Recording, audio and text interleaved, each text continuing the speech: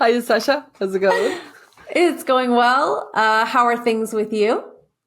Good, good. I the CAS review, the CAS report came out, and God, 4 years, Hilary Cass, Dr. Hilary Cass. For anybody who doesn't know, anybody in gender world will know.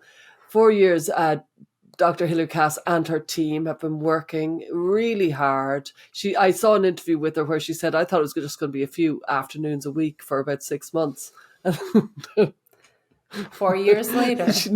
4 years later, completely consumed, 24 hours a day, and a team have worked on, gender treatment. It's the largest and it's the most comprehensive and it's the most detailed report of its kind, which is gender treatment for children.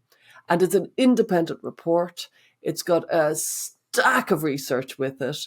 It is really, really going to be really, really useful for anybody who is trying to put forward that what is actually going on with gender treatment for children these days. Based in the UK, however, it's 9,000 children that they're discussing. So this is really comprehensive. And ultimately, what Dr. Hilary Cass comes out with is effectively that there is no evidence to support radical treatments. There is no evidence. The evidence base is really low. And as far as I'm concerned, now the research is in. Like when we first started GenSpect in 2021, we were very ready to kind of conceive the idea of there's lots of research. Maybe we're wrong. We don't know. We were very kind of humble in the idea of there could be all sorts we don't know about. Now that we've all immersed ourselves for years, you and me and so many of us, I think we can say with the CAS report, we've enough research now. There comes to time, it's a great line in therapy, which is you can build evidence forever. Mm-hmm. I think we've built the evidence. CAS has done the evidence. The research is in. We don't we could have a whole stack of other pieces of research.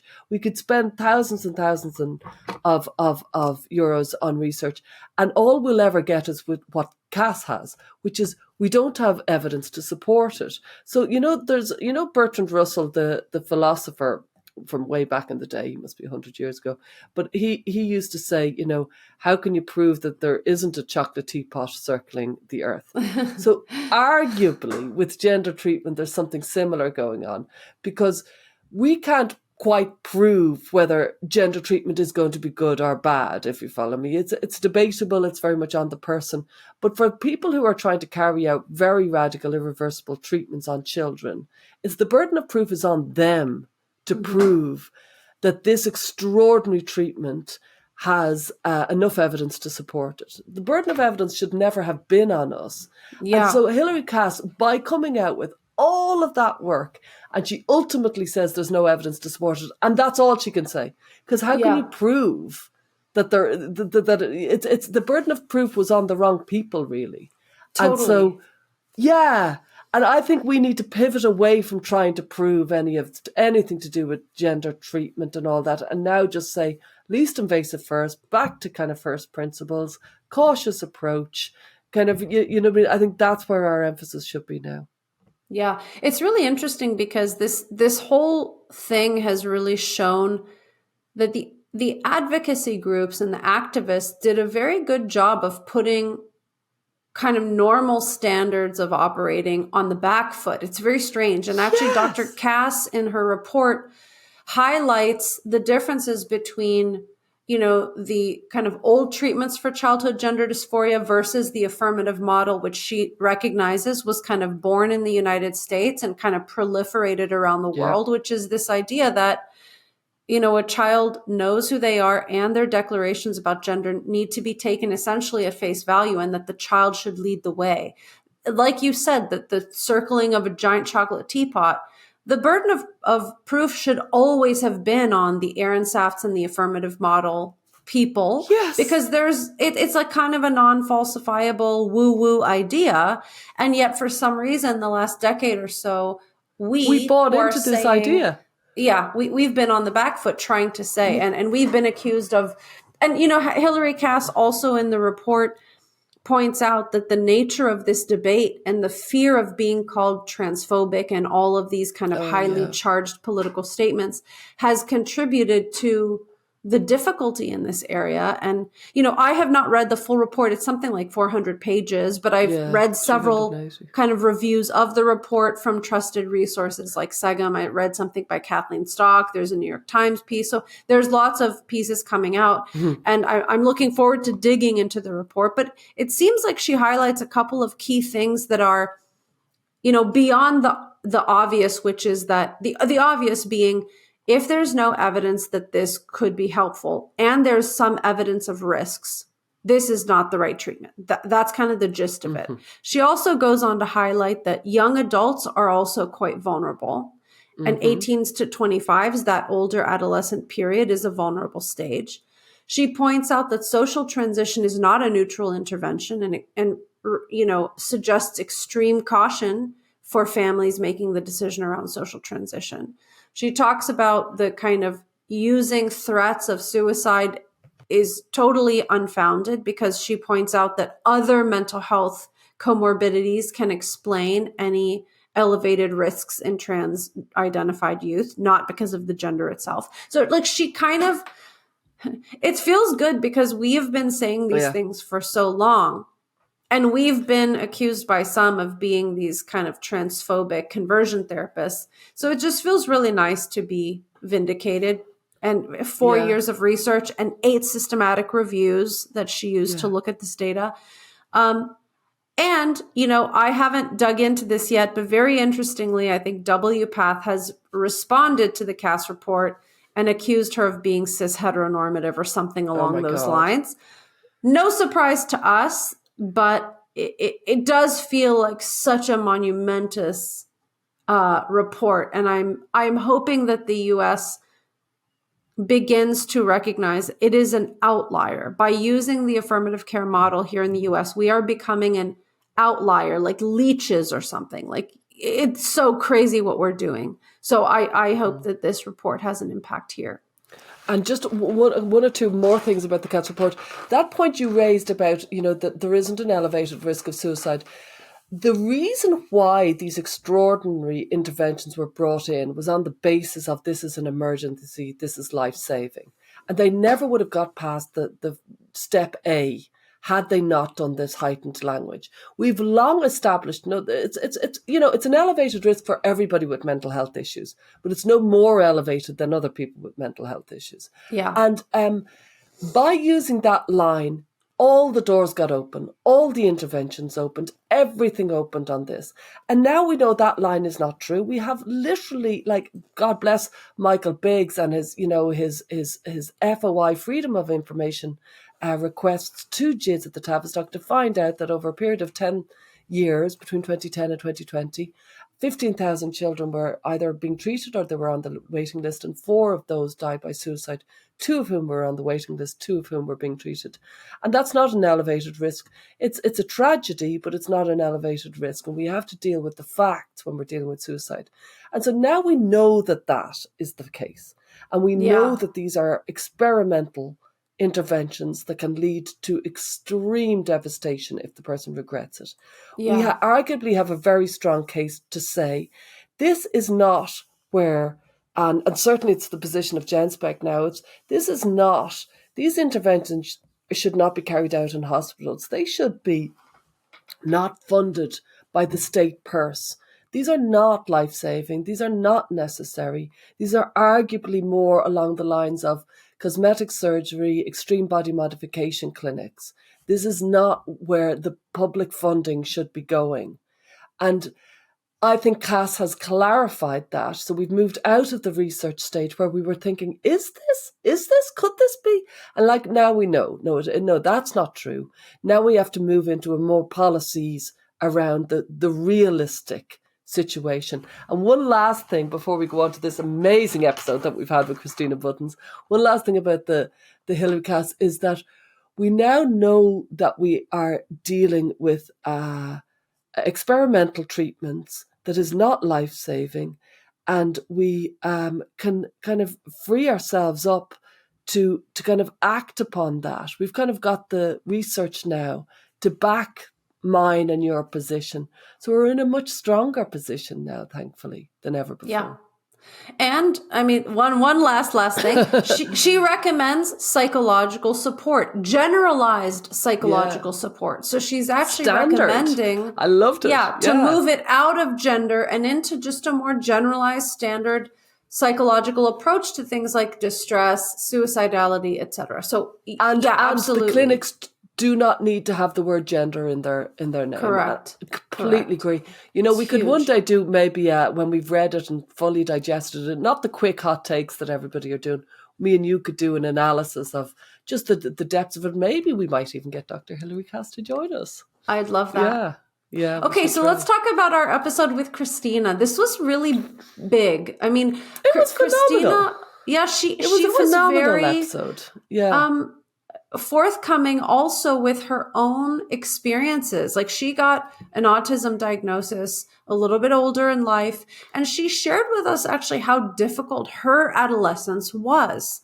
And recently she also shared like some pictures on Twitter of her teenage self versus now. I don't know if you saw that. I didn't see but them, you know, no. she described in this episode how she went through really dark periods. She was in all kinds of treatment facilities, which were also interesting because right now there's a kind of conversation going on in the culture about these treatment centers that are for like, kids with really serious problems. And Paris Hilton apparently has got a show about a treatment center that she was in. So, that's right. And it was interesting to hear Christina's take on this because she neither demonized those places nor said that they were like fantastic, but she just talked about a lot about her own experiences and how she sees herself in a lot of the ROGD kids.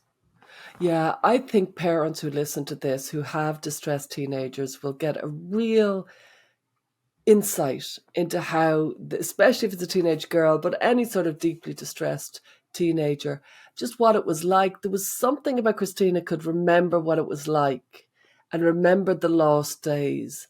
And she's come through them. And, you know, she might have hated some of the treatment at the time, but thinks it stood to her. And that could give great heart to some people who are just, we are so frightened when our kids are distressed. And Christina's one of those lovely stories where you think, wow, if they come out anything like Christina, we'll be okay. I know. And I mean, speaking of how Christina came out, she's a brilliant researcher and writer. She's a scholar. She's done a lot of interesting research on autism. And so you'll hear us talk a little bit about this report that she's been working on.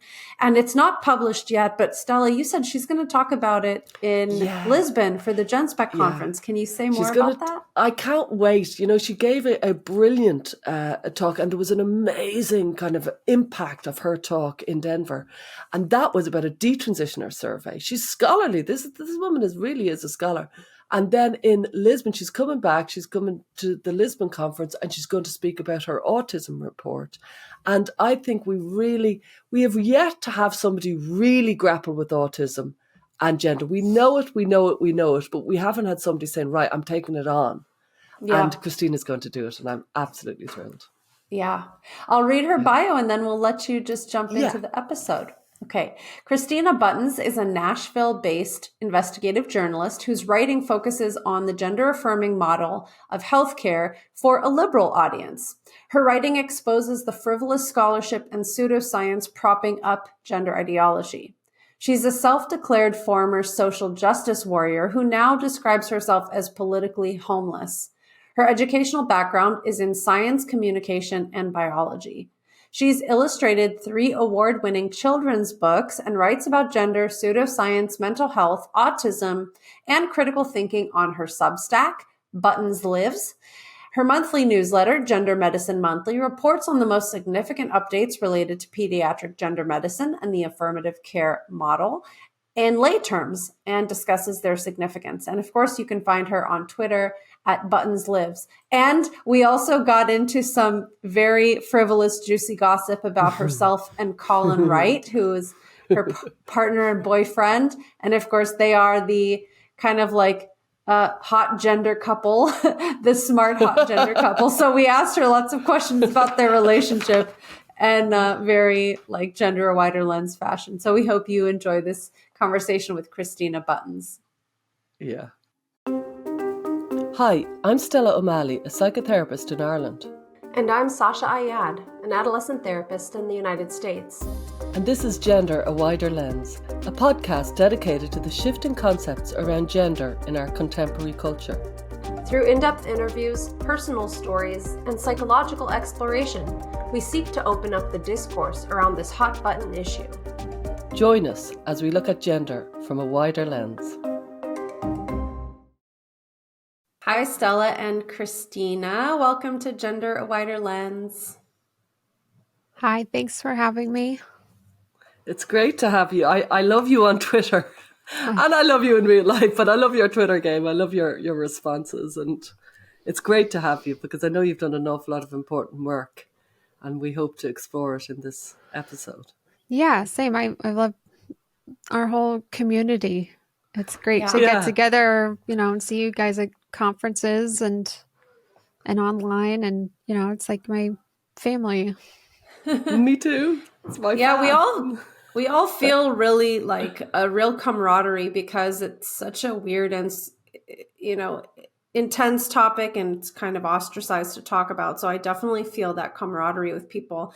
And I mean, we'll get to this later, but your talk at the GenSpect conference in Denver was really incredible. And you actually got a standing ovation for a statement that you made that I think encapsulates this whole gender world perfectly. So we'll get to that in a bit. But as we often do, we'd love to kind of go backwards in time and ask you, what were you doing in your life when gender came on your radar, and how did you end up shifting kind of into doing this work full time? Yeah, well, I'm, I guess, what you would call a California liberal. I voted Democrat in every presidential election since I was 18. I loved Obama, and I rejoiced when gay marriage was nationally recognized. But otherwise, I didn't spend that much time thinking about politics until the pandemic, when I was sort of inside all the time and just glued to the news for updates. I was watching MSNBC and CNN all day.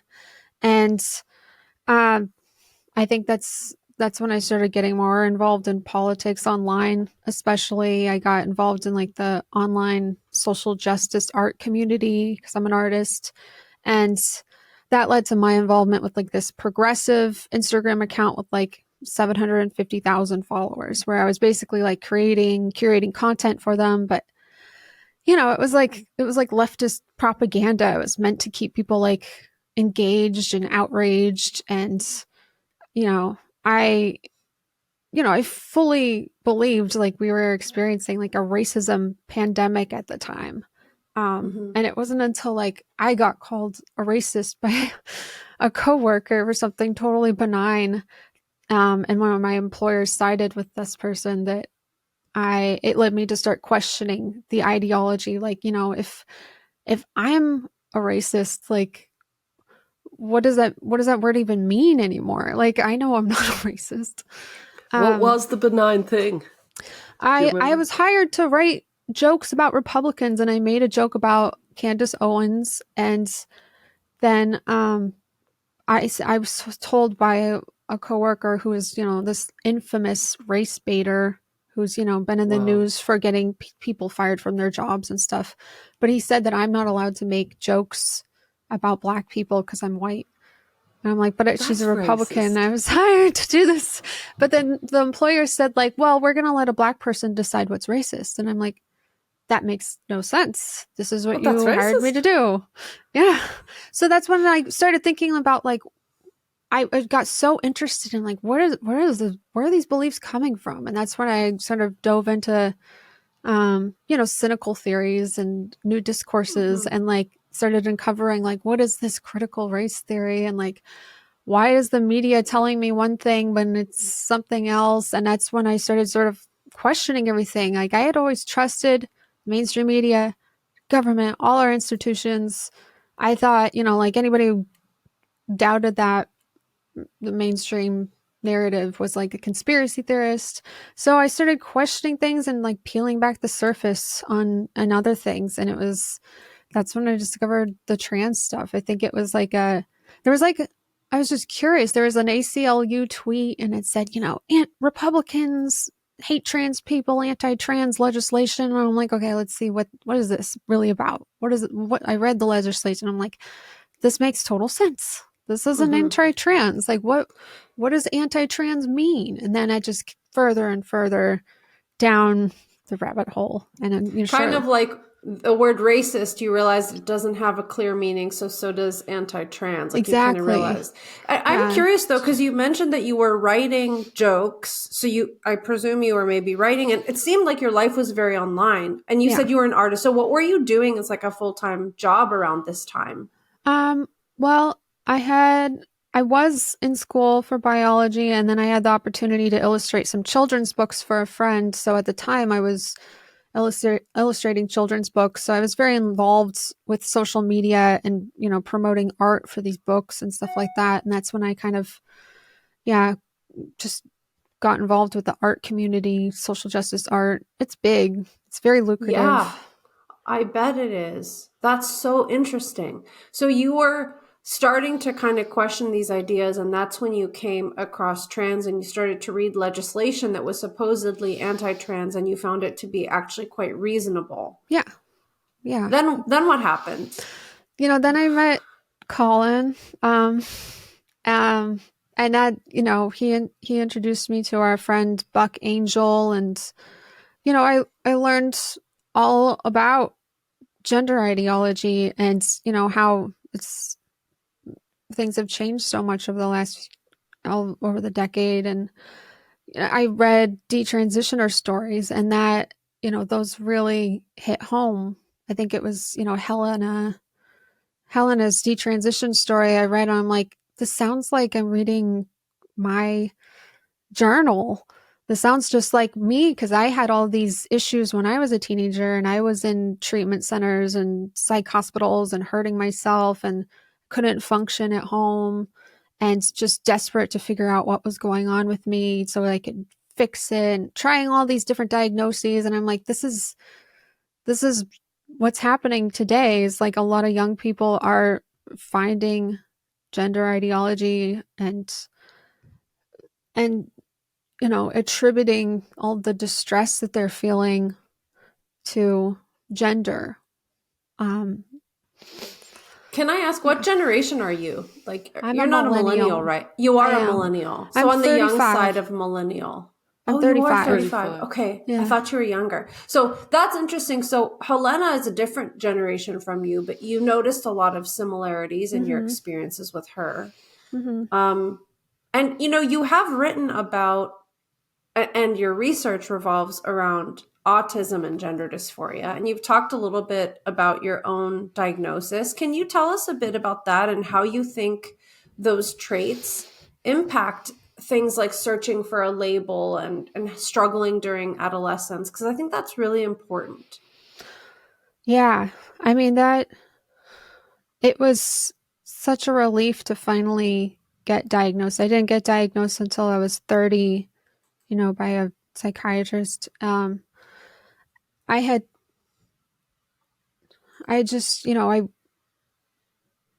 whole life finally made sense after that. All the issues I had as a teenager, like I couldn't function in school. I was taken out of school. I had an IEP. I was in treatment centers all the time. And my life after that too, after I became an adult, was very, very difficult. And it was such a relief to finally figure out what it was. And I don't think like I could have gotten my life together and be where I am now had I not gotten that diagnosis. I was lost. What did it do? What did having the diagnosis do for you? I stopped beating myself up. I realized, like, when I was a teen and I was first diagnosed with depression, they said that I had, a chemical imbalance in my brain. And everybody who talked about me, all the care providers, would talk about how I was like mentally ill. And that just stuck with me. I had very low self-esteem. I really internalized those words, and I just felt like I was just broken, and there was nothing I could do to ever get better. And that's why I just didn't strive for very much after that. Like I didn't hold myself to very high expectations. I didn't try in life. Like I just felt like I was a loser, and I always would be. And that really changed when I got an autism diagnosis, I think. Could I ask, did you suspect it? Like, you didn't go for no reason. Did other people suggest it? Because I know a lot of people who worry about suggesting maybe to their adult child whether they should get a diagnosis or an evaluation or whether they shouldn't. People really agonize over the pros and cons. And it seems to be so good for some people. And for other people, they kind of lean into it in a kind of dysfunctional way. Yeah, it depends on the person. I totally noticed that. Like, that's the whole... I was involved with the online autism community for a little while. And then I also came to the same conclusions, is that, you know, in the online worlds, like, people tend to lean into dysfunction because they're trying to prove themselves. They're trying to prove, like, you know, they're actually autistic. And, you know, they do these really goofy things, like, you know, they stim on camera and show, like, this is what it looks like when I'm being autistic. I guess it's not healthy for everybody to engage in those kinds of online behaviors and make it their whole personality and their whole identity. Like, I do my best to accommodate myself rather than, you know, try to get accommodations from others. I have all kinds of things that I do. Like, you know, I carry sunglasses and earplugs with me everywhere, and I just discreetly put in my earplugs when it gets too kind of like loud and overwhelming, and I don't really make a big deal about it or anything. It's just part of my experience. And what made you go for the evaluation?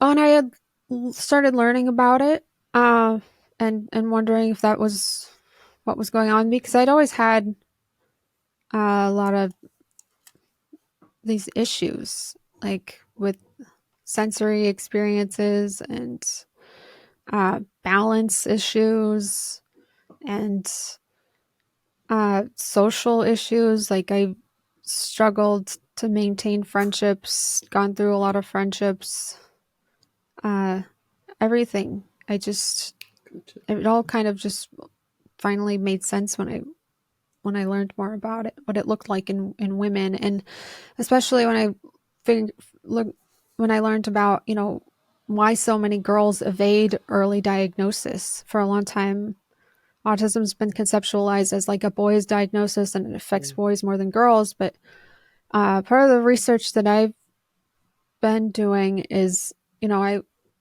there are studies out there, like very large scale studies, that show that there are non-biological factors that prevent girls from getting a diagnosis. You know, there's barriers to diagnosis so they don't end up getting diagnosed usually until they're an adult. Yeah. You know, it's interesting because I think a lot, because I don't know if you know this, but prior to working in gender, I worked with younger kids on the autism spectrum for many years, doing more like behavioral therapies and in-home therapies. And these were kids with really high support needs. Some of them were nonverbal. Some of them probably would never be able to live independently. And so I did that prior too. to working, oh, you did? Yeah. I took care of disabled kids for a while. Okay. So, I mean, it's really amazing work, and you learn so much about different families and how they kind of help their children who have really complicated disabilities. But, you know, now that I'm working in this world, I meet a lot of people with autism diagnoses that have much lower support needs, right? Like, you know, headphones in my ear, glasses. If I can manage the sensory overload, I'll be fine, which is really, really different from the types of kids I used to work with. So whenever I encounter a condition that does exist on a spectrum, I often feel unsure about where is appropriate to draw the line. And like, at what point does this diagnosis like help a person feel like, okay, this isn't my fault. I don't have to beat myself up. Let me just learn how to manage this condition, versus when does the diagnosis become something that can have like complicated impacts too? Like you said, some people deal with it in an unhealthy way and they do these online behaviors, but I don't know, like it's one of those things, kind of like gender dysphoria has a spectrum nature to it. Some people experience a ton of gender dysphoria. Some people experience very little. But I always feel like, okay, with spectrum related conditions that are not either like, yes, you have it, or no, you don't, you can exist on this kind of continuum. It just gets a little bit tricky. And I'm wondering, you know so much about both worlds. What do you think about that? Just like the spectrum nature of the autism diagnosis. Yeah, well, I think it was a mistake to remove Asperger's as a separate category in 2013 and merge it into a spectrum condition. And I think that's also played a role in like a lot of girls who are, you know, who have Asperger's who aren't getting diagnosed early. And it leads to a lot of psychiatric comorbidities when they don't get diagnosed early. And I think that's a big problem. Mm-hmm. And it, we know TikTok too, and online social justice communities, there is a lot of social contagion to it. I also think too, kids today are growing up in this world of social media where we attach so much value to having a following. So I think that young people early on figure out like they have to have like a brand, to attract a following. Yeah. So and you have these little bios and, you put all your little identity labels in it to attract your following. And then it becomes kind of like a fixed part of you. And then you're like encouraged to, produce content about that trait. And then it just sort of becomes all consuming. And it's just not very healthy. And it's interesting because, I didn't grow up with social media when I was a teenager. That came more when I was an adult. But I mean, there are, a lot of young people on social media today who are experiencing this like inherent value in having a large following that I think is troubling. Yeah, you're so right about the branding. I mean, that's a pretty fascinating and contemporary issue that teenagers have. And I think teenagers have always been concerned about image. So that's nothing new. Like every generation has in high school, there's like the jocks and the emos or the goths, there's always been that kind of image focus for teenagers. But now you have an online presence where you basically build your brand out of that. And so I think you're so insightful to point that out. And it's complicated. We want to take a moment to thank our sponsors, GenSpect and Therapy First. GenSpect is an international organization committed to fostering a healthy approach to sex and gender. The team and members of GenSpect strive to promote high-quality, evidence-based care for gender nonconforming individuals. GenSpect is pleased to offer a non-medicalized approach to gender with their recently published Gender Framework, and they continue to hold conferences around the world.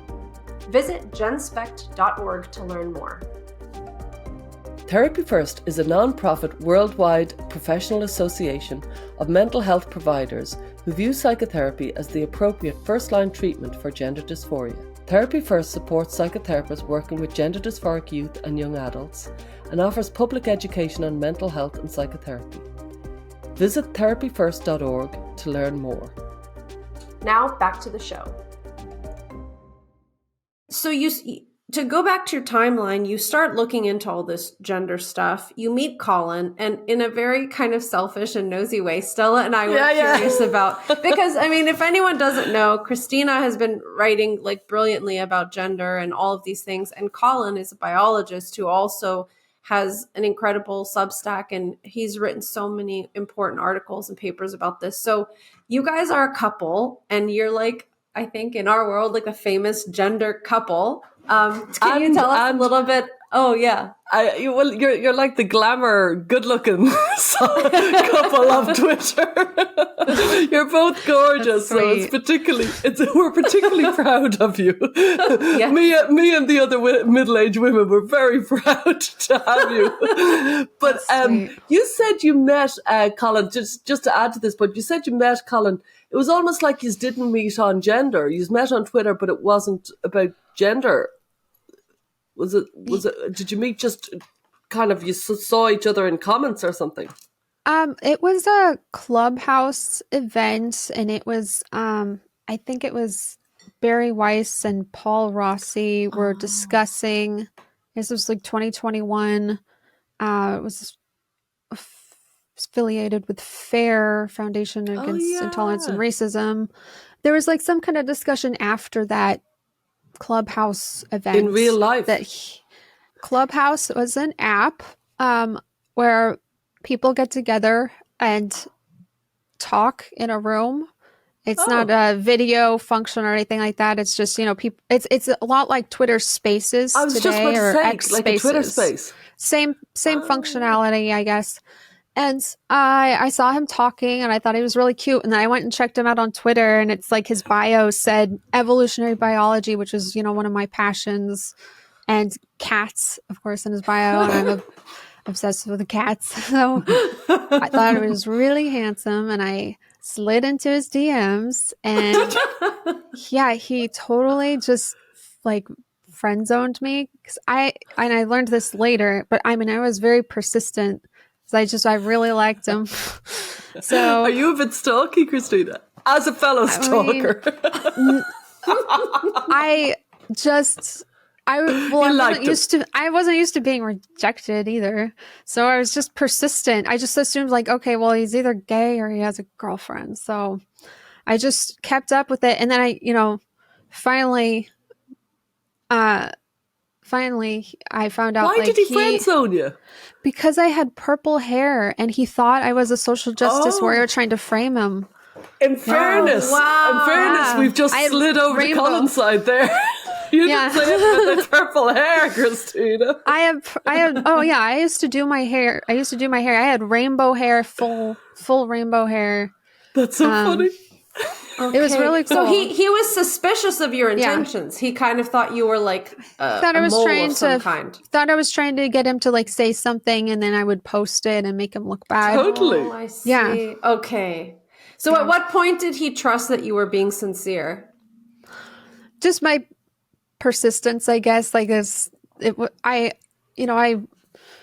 he said he was going to go on a trip or something like that. I was like, oh, so is your girlfriend watching your cats? Or he's like, no, I don't have any cats. I'm like, oh, well, he has cats in his bio. And you said, but I do. Yeah, I do. And I finally convinced him to come and meet me. So I was staying at a castle at the time in Hollywood. I was living in this place called the Hollywood Castle, and it's like an actual castle on the top of the hill. I was renting out a room there. I had friends that owned it, and I convinced him. I lured him to come and meet me, and we had a great time, and we hit it off. And it just, he was so tall in person. So, so you lured him to a castle. I mean, Yes. This is almost like straight out of a fairy tale. Okay. And I love it was just this story. it was. Well, I was also kind of like in the dungeon area too. I was kind of in the dungeon, this dirty like dungeon area I was renting out. And, So he came and saved you from a dungeon, basically. Yeah, only it was real only charmer. it went like we both just realized like when we met each other too that we were just perfect for each other, and like it moved pretty fast. We moved to Nashville. Yeah. Did you still have purple hair? I think it was like silver or gray. I changed it a lot. But yeah, no, when we first met, it was still purple. Wow. And he got over Okay, it. so then you guys moved to Nashville. Well, I mean, I always think about, like, in my life, I don't have gender conversations that much because basically I try to spare all of the people around me from like listening to me talk about this. Yeah. But then I wonder if Christina and Colin just talk about this stuff 24/7, like over dinner every night. We do. And like, Yeah. I bet. Yeah.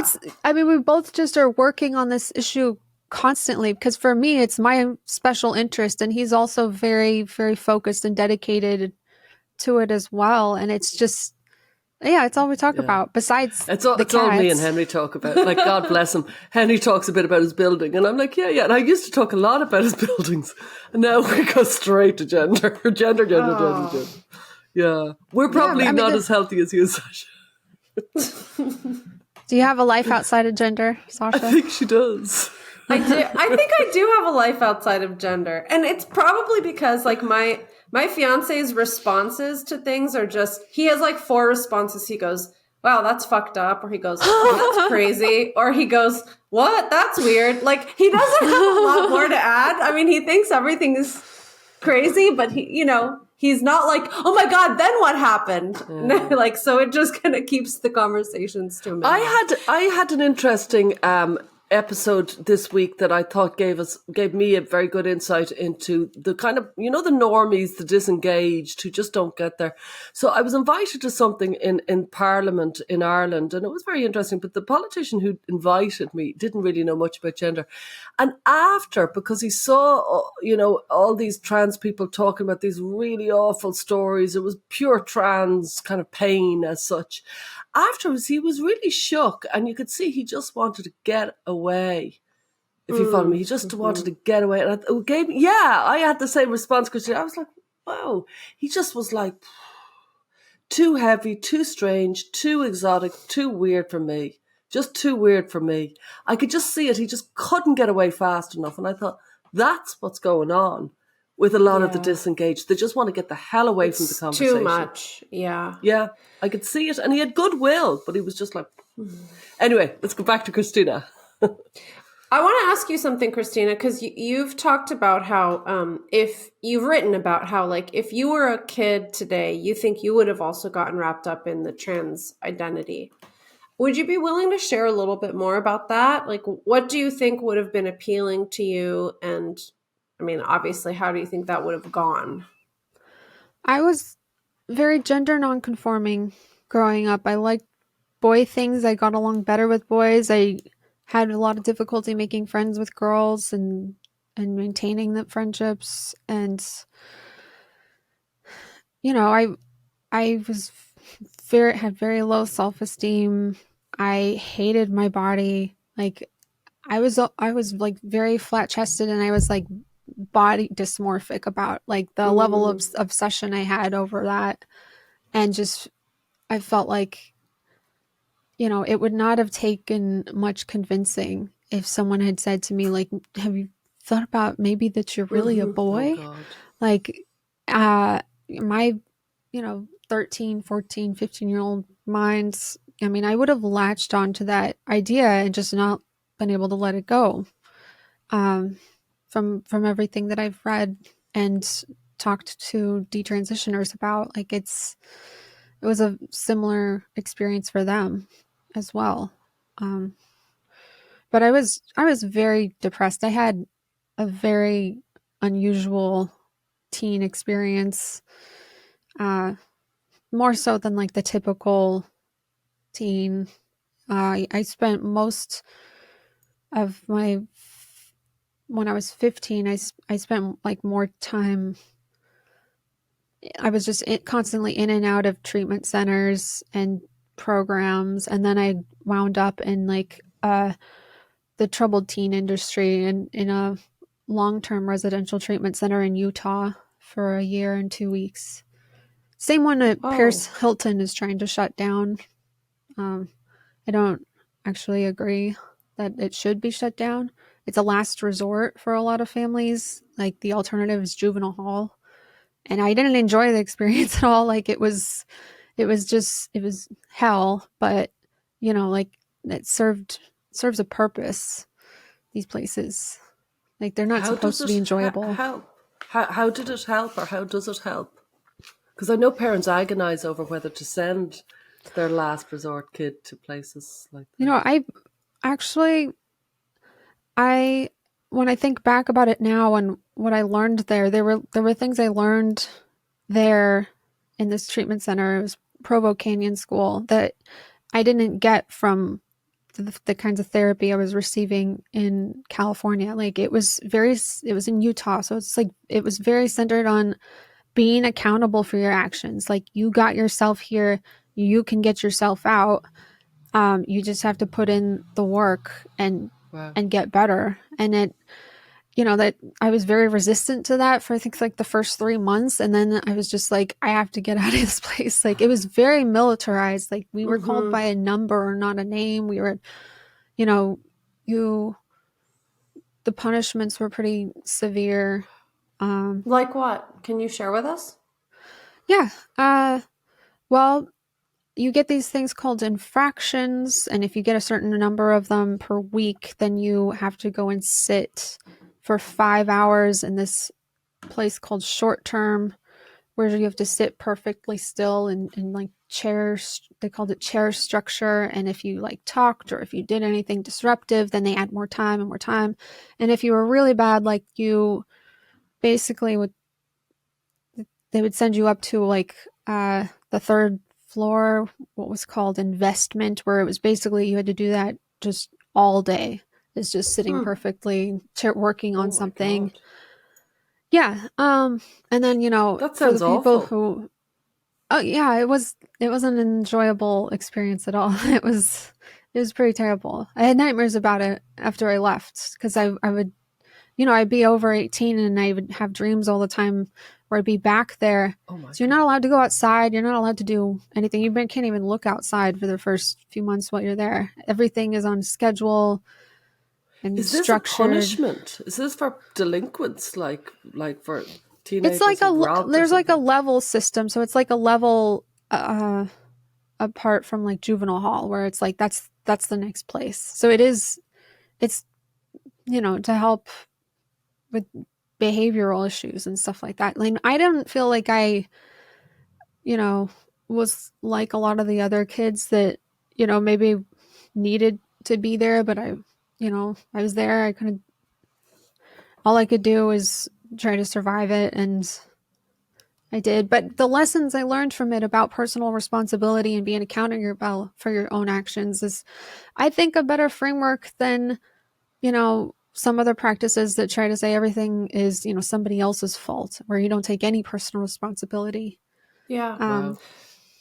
That's so interesting that you say that, because I've been thinking a lot about how the mental health world, and particularly like pop psychology mental health, regards things like consequences and trauma and these sorts of things. Yeah. And you said something really interesting. You said that I learned certain things from this place that I wouldn't have gotten other places. And I recently did this video for my membership group where I talk about stress perception. I don't know if you've heard about this concept, but basically they found, like, research has found that our beliefs about stress can impact whether or not we do well under stress. So if you go into, let's say, a treatment setting thinking, this is going to traumatize me, I will be destroyed by this, I will never come out of this alive, that can impact how resilient you are. Versus if you go into something like you said, I got to get out of here, I have to get myself out of this place, I have to figure out how to survive this. You have more of like an action-oriented kind of perspective. So it's just super interesting to hear you say that, because it seems like Paris Hilton's perspective is this place should not exist, it's just destructive. And your perspective is it was hell, but I learned things that I wouldn't maybe have otherwise figured out. So Yeah. What do you think about that? And I mean, like, I don't know if I would have been, if I'd still be alive if I hadn't gone there either. Like, it was, wow. It was. Were you struggling with like self-harm and stuff? Because you don't, okay, yeah. I had an eating disorder. I was cutting myself. I was trying to kill myself. I was just, I couldn't function in a home environment anymore. So it was like, she's a danger to herself. She needs a higher level of care. That's how I ended up there. But what you were saying about belief, like, that's kind of what's been interesting about all this gender stuff and gender ideology is, I think, so much about like how our beliefs shape everything, I mean, the ideology part, like the nature of belief, it's so fascinating. And it's also just opened up, I wonder about all these other diagnoses too. The whole field of psychiatry is a little bit suspect, like Awful. some more than others, but how certain things are conceptualized and how people believe that they have certain diagnoses because they're, written about and studied, and they look at the symptoms and they think, oh, I have this or whatever. And it's been. Could I ask you something? I'm looking forward to us going on to talk about, your talk in Denver and the research you've done, and there's so much there. But I just want to ask one last question around that period. I've read Abigail Schreier's new book, Bad Therapy, and I halfway highly through recommend it. it. Yeah, me too. We're probably at the same place, Christina. Yeah. And I'm thinking about how what was the home background that you came from, and then you went to this very strict background, and I'm wondering, where are you coming from, the background that Abigail is particularly kind of zeroing in on, which is kind of, I suppose, listen to your feelings, let yourself be led by your emotions. And it's a lot of love, but it's leading to an awful lot of emotional dysregulation. It's too much focus on feelings, I think. I liked that she talked about that in the book, is when you prioritize like feelings, that was a lot of what my problem was when I was a teenager. Was I was so focused on trying to figure out what's wrong with me that I wasn't focused on, things that I could be doing that would boost my self-esteem, like any like achievements that I could be making. Like I could have learned a musical instrument, and that would have, like, when I got good at it, it would have helped my self-esteem. But I was so focused on like finding out like a diagnosis or an identity or something to explain myself. And I was always people were always asking me about feelings, and it became so much of my headspace was devoted to that when it just didn't really matter. I could have been doing things that would have led to me feeling much better about myself, and then I wouldn't have felt like there was something wrong with me. Just the focus on that was totally wrong. It's like too far east is west. It's like we went from kind of putting all the emotions under the carpet, you know what I mean, stiff upper lip, and then we've swung over to emotions, bring them on, ruminate, think about them. Yeah. And we need to kind of come back from that. Especially, if you have autism, it means you have a natural propensity to kind of get stuck on something over and over in kind of a loop. And, then you mix that with adolescence, our hormones are raging, and emphasizing feelings and thinking about feelings and analyzing feelings and trying to figure out the feelings. That can be a real recipe for disaster. So I'm so glad we got to touch on this. But you're right, Stella. Let's get back to your research. So how long have you spent now researching the question of autism and gender dysphoria? It's been a while, because you talked about it in Denver in the Gen conference. I was always interested in autism research, but this time, like around this time last year, is when I really began looking at the kind of intersection between autism and gender dysphoria. What stood out to you? Like any surprising findings that you want to share? Yeah. So, while I've been a journalist for a few years now that almost like exclusively covers this issue, I've gotten to interview a lot of detransitioners, and I spoke to so many of them who, after getting an autism diagnosis in adulthood, realized like that explained their experiences so much better than gender dysphoria did, and it led to them to detransition. So I thought, like, this is population really needs to be studied. I know that all the current research on autism and gender dysphoria is looking at people who currently identify as transgender, and there's virtually nothing about autistic detransitioners. So I felt like it was really important to that needed to be discussed. And it just ties in so much with my own story, where I think that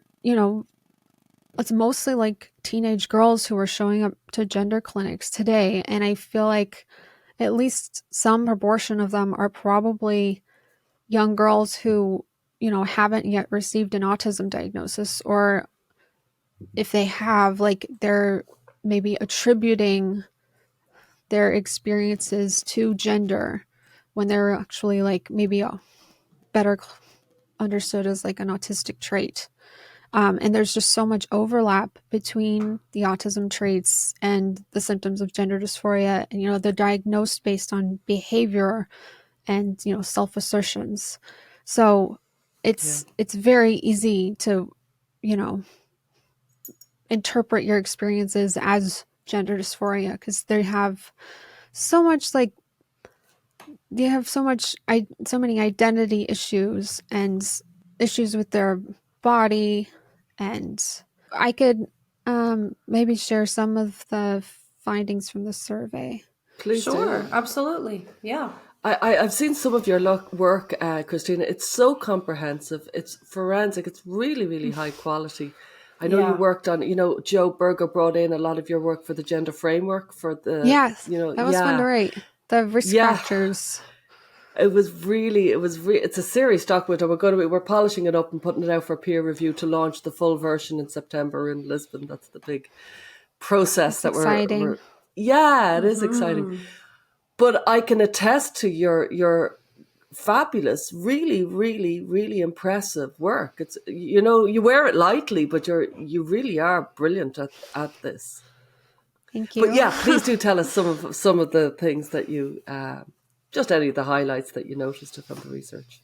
So I did a survey on 94 detransitioners and desisters, and I administered the autism spectrum quotient screening tool to the first time to this population. And what I found is that about like 73% of the survey participants had either an autism diagnosis or autistic traits measured by the screening tool.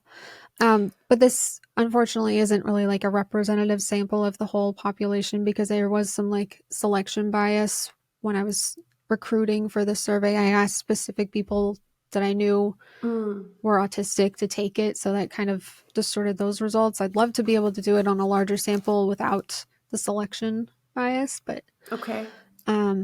That part has been very interesting. And it's for the people who did have an autism diagnosis, there was only about like 20% around that who received it under 10 years old, 10 or under, which is the ideal range that you would want to. It's before they have puberty and they experience all these social difficulties, and life becomes just so much harder for these autistic kids. What was the sex ratio of the respondents? It was about 80 to 20. Female to male. Yeah. Okay. Yeah. Which kind of tracks, because we know that women who end up with autism diagnoses as adults often don't get diagnosed till their adolescence. Isn't that correct? That's my understanding in the general population, that like adult women with autism diagnoses sometimes have not been diagnosed until they were teenagers. Usually not until they're an adult. So okay. Yeah. Okay. And I think one estimate that I included in my report is it's almost like 80% don't get diagnosed until adulthood. Oh. And it leads to like severe psychiatric difficulties. Because you're different from everybody else. You don't function at the level of your peers, and you have all these social difficulties, and they really like internalize that, and they feel so self-conscious. And we have, large scale studies that find that, in childhood, you have about like 4 to 5 males per female who get their autism diagnosis. And then later on, that number goes down to like 2 to 1. So we know that there are like non-biological factors that are preventing girls from getting diagnosed earlier. And so there's a lot of good research on this now that is included in my report about how, the diagnostic criteria was better able to detect boys. And we found that there's sort of like a female autism phenotype. They just have different experiences and different interests. They're not like, their interests aren't so much about like objects or systems or trucks or trains and things like that. They're more like, you know, social interests, but they become very, very, you know, obsessive about them. That was my experience too growing up. Just I went from like interest to interest like that, just for a year or two at a time. Can you give examples? Like what kinds of interests? I think Lord of the Rings was a big one when I was like 12. And it was just, you know, my escape from the world. Yeah. I found like the real world to be very difficult, and that was my retreat from everything. And I just wanted to live in this fantasy world. And I think I taught myself how to write in Elvish. Cool. Loved I the think movies that's so cool. and books. Can you touch on that before we keep going with your research? What is the relationship between autism and deep immersion in a fantasy? Because this is something we see a lot, particularly, you said you're an artist too. Like a lot of the kids who are struggling with gender are incredibly creative. They get totally immersed in these fantasy worlds. And I have some theories about what that might tell us about their dysphoria, but can you say a little bit more about that? Because this is a common pattern. It's an escape. It's like just a way to disengage from the real world, because it's, you know, not interesting, but also it's just difficult to deal with. And then, you know, you find others online who have the same interests as you, and you just nerd out together. And that's sort of my understanding of it. What else can you tell us about your research? That was, you know, one of the major differences between autistic detransitioners and then autistic people who currently identify as trans is when they detransition, they understand that gender identity became a kind of special interest for them, whereas they don't recognize it as that while they currently identify as transgender. Is there any way to tell somebody who might be hyperfixating, they might have autistic traits and they might be hyperfixating, it might be their special interest, gender identity. Is there any way to tell them this is your special interest? If you follow me. Well, I was hoping that like when I released this report and the data that I had, that other people would be into to see it that way. It was 85.3% of the detransitioners who either had an autism diagnosis or scored 26 and higher on the autism spectrum quotient. So it was like, you know, about 85% said gender identity and transgender issues became a special interest. And it was just all consuming for them. And it was, you know, I asked them a bunch of other types of similar questions about, you know, like black and white thinking. It's rigid thinking is something that's also common with autism. 90% said they recognized the tendency towards black and white thinking, and that this thinking pattern often led them to view being transgender as the cause of all their issues and transitioning as the solution to all their problems. And once they latched on to the idea, they found it very difficult to consider alternatives. And so those were some of the other findings from the survey. But I guess that kind of leads to, you know, one of the most important findings from the survey was the statement that I made that got the applause. And it has to do with it has to do with how transgender is conceptualized for these people who got these medical interventions were affirmed, you know, immediately. This is, would you like 95% were immediately affirmed in their trans identity by their mental health professional medical doctor. That's what I asked. I asked a bunch of questions about their interactions with healthcare professionals, because they felt like there was really lacking kind of in the current research. Like I wanted to know, like, what are they telling you that made you want that? Because there's so much authority, you know, our doctors have so much authority over us. We trust them. Like we trust their expert medical opinion. And so I wanted to know what they were saying. So sorry, did you want to? Yeah, I was ask going to me a say, did you question? want to read out? That was such a powerful statement, and you got your standing ovation. Did you want to read out the statement that you said? Because it was in the middle of the talk. It was in Denver, and Mm-hmm. it was kind of it's a brilliant point, and it needs to be kind of put on billboards. Really, do you Yeah, have it handy? I You would can. love to put it on a Yay! billboard. Let's I do a want billboard this. campaign. This is something that people just don't. They aren't understanding. And then once I explain it to them, and once I tell them the statistic that I got from the survey, like they realize, like, oh, this isn't like a sound medical practice. This is because a lot of people, I mean, will still say like, oh, well, they still like knew what they were doing. They gave informed consent or whatever. They had to know, like, just because, you know, they regret it now, but like they knew what they were getting into at the time. But I found that that's not true. I found 85.7% said their healthcare providers, the professionals in their life, their mental health professionals and doctors, they led them to believe that they were born transgender. They had no control over it. They had a medical condition that required medical intervention. You know, there's no evidence to support that. There's no evidence to support like this biological basis for like this innate gender identity that is basically like the justification for transitioning children that's used today. Like there's It's just a misleading premise in the first place. So what was the famous line? Can you say it? Do you have it there? Oh, yeah, I said no one, neither children nor adults, can give informed consent to a medical treatment if their doctor is misinforming them about the nature of their condition. Yeah. And I asked a few follow-up questions too about this, where because I've been very interested in all of the like what research is out there that allows these doctors to make these claims that people are born transgender and that it's not a psychiatric condition with a high rate of desistance.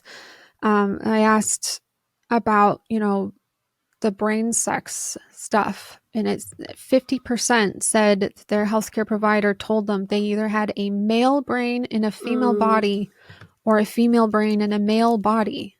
And, you know, another like 27% couldn't remember exactly if that was used, but 50% said that they definitely heard that and they conceptualized their trans identity that way. I'm like, if I was in their position, if I thought like I have a medical condition and my doctor is saying I need this medical treatment, I was born this way, I can't do anything about it, like of course I'm gonna medically transition. Yeah. Like they're not even being provided an alternative. They're not told this is a psychiatric condition that, you know, for a lot of people is temporary.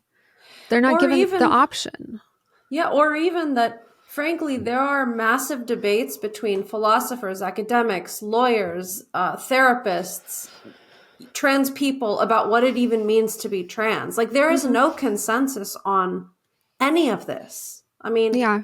And identifying, go ahead. Activists have really pushed and de-emphasized the importance of a gender dysphoria diagnosis and something, you know, that is persistent from when they were a child. And they've pushed for this, you know, conceptualization of trans as an innate gender identity.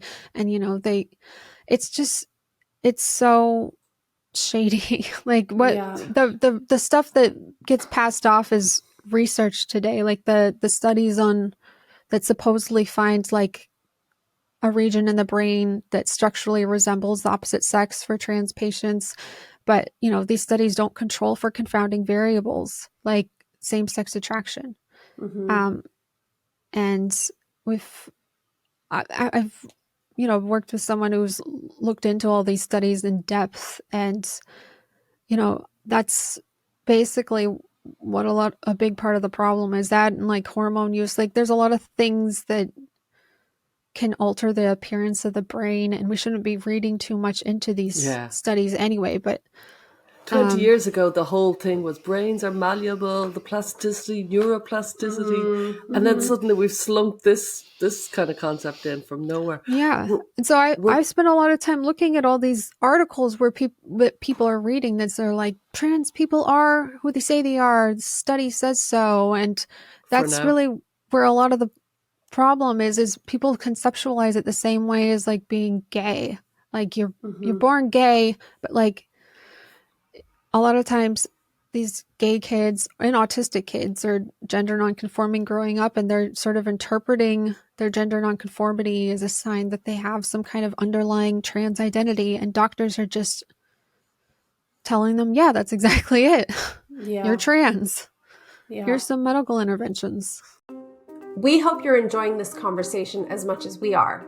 We just wanted to take a quick moment and say thank you to all of our listeners. Your support helps us to keep the lights on and the mics hot. We recently made the switch to Substack so we could build a more robust listener community. Visit widerlenspod.com and check out the different subscription tiers. For just $8 a month, premium subscribers get access to weekly bonus content, discussion posts, and more. And founding members get the inside track on who's coming up on the show, with the ability to submit their own questions for our esteemed guests. For those of you who are in need of parenting support and resources, we each have parent coaching membership groups. Plus, you can buy our book, When Kids Say They're Trans. And if you're watching this on YouTube, don't forget to like and subscribe, and get involved in the lively discourse in the comments section. Thank you so much. Now, back to the show. We're coming towards the end of this bit, and when we move over to the exclusive content, I'd love to hear any thoughts you might have of how to kind of, interact with somebody who might be an autistic lost teenager who needs a hand, if you follow me, because you've been there and you got through and you've come through amazingly from all those days. And, your research and your experiences make you, you've kind of the full Monty, really. But before that, is there anything that you're watching or reading, any podcasts or films or books or research that you'd love to turn our audience onto?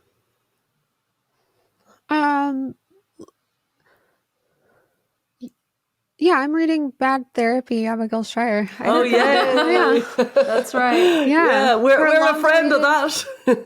And, Colin and I, when he visited, we had Shabbat dinner with her, and, she told us what her secret was to, like, getting books written. And she said, saying no and turning things down so that you can focus on your work. And that's how she's gotten 2 amazing books out so far. She really has. Unless she had one before that I don't know about, but I thought that's great advice. I think about Irreversible Damage was her first book, which was such an amazing book. So that is great advice. Saying no to things. I think about it all the time. I think there's so much to do, and there's so few people in this space really working on it behind the scenes, like things that we don't, necessarily always get credit for, because it's not about the credit. It's about making progress on the issue. And there's just so much to do all the time. And it's like, have to decide which things. Well, we're so glad you said yes to us. We're super, super glad. I could never turn down a chance to talk to you guys. Oh, thank you, Christina. You're really amazing, because like the story you shared with us, I hadn't heard much about your story, just like your adolescence and stuff. And you can tell that you bring a lot of sensitivity and like personal experience to your energy and like the dedication that you have writing about this topic. So it's really great to have your voice, and thank you so much. We'll be sure to link. I care about these people. Like they just deserve better. They deserve better treatment than this. I know. Really the ones that were struggling with their gender and all the other psychiatric issues, people deserve better than the gender affirming model of care. Wow. Yeah, 100%. Good for you. Well, thank you, Christina. We'll be sure to share all of your work in the notes, and maybe we'll shift over into our special Substack episode, okay? Okay. Sounds good. Thank you. Thank you. Thanks for joining us this week on Gender, a Wider Lens. If you enjoyed the show, please rate and review us on Apple Podcasts or Spotify. And be sure to visit us on Substack by going to widerlenspod.com. There you can join our listener community, access bonus content and resources, plus learn about additional ways to support the show. Our discussions are for educational purposes and are not intended as a substitute for mental health services.